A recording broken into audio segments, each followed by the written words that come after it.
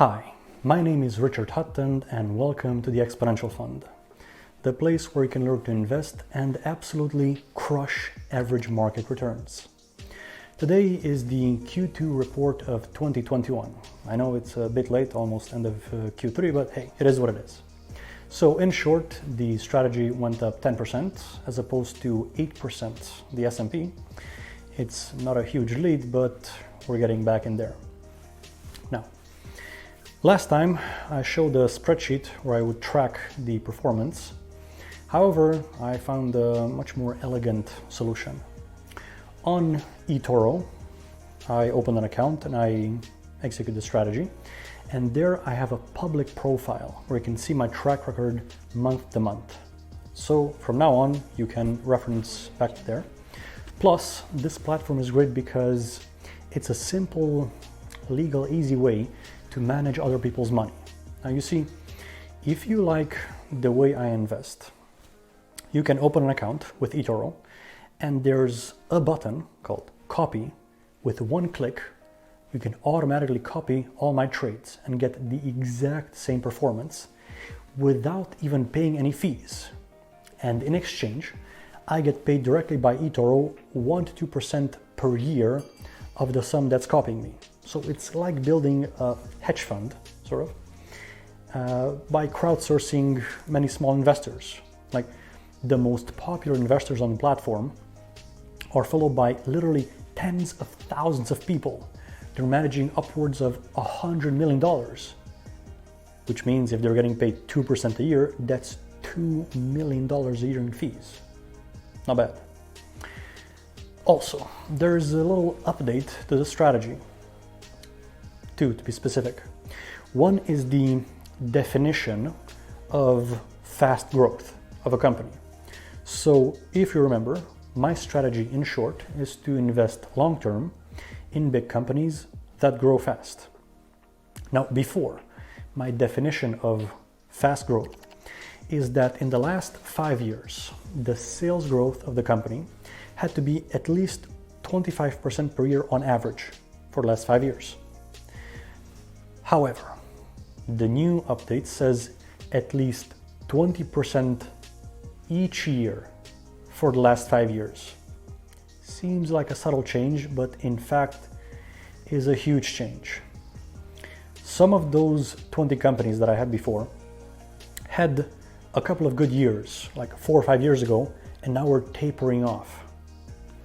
So they're like at the end stage of their growth cycle.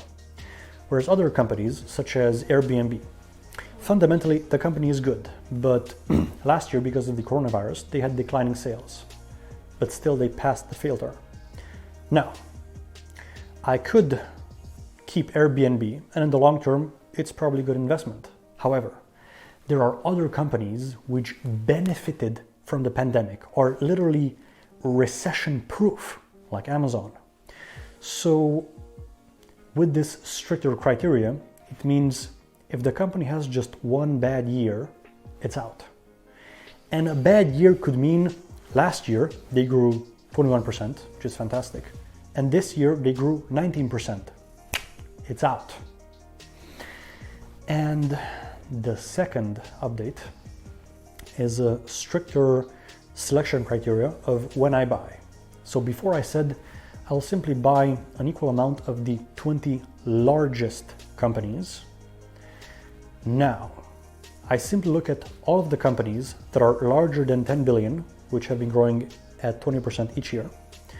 And out of the 8,000 companies listed on the stock market, there's only 48 that meet this criteria. So it's like 0.5% of companies meet this criteria. It's extremely strict, like 1 in 200.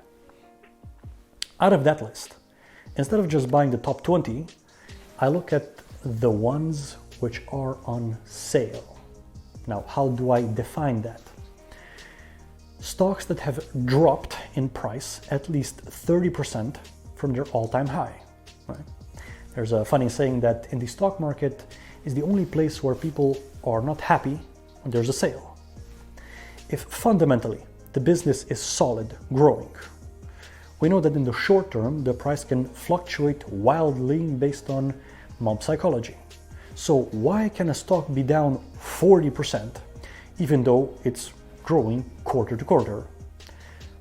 I don't care why it's down.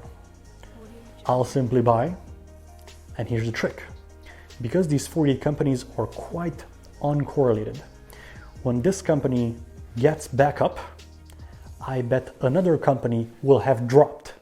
So I can keep cycling from ones that are on sale, wait until they go up, and then buy the next one which is on sale. It will probably significantly increase returns, but hey, don't take my word for it. We'll watch and see. So I'll keep it brief. See you next time. And my plan is to post more frequently with just ideas about how I think. Till next time.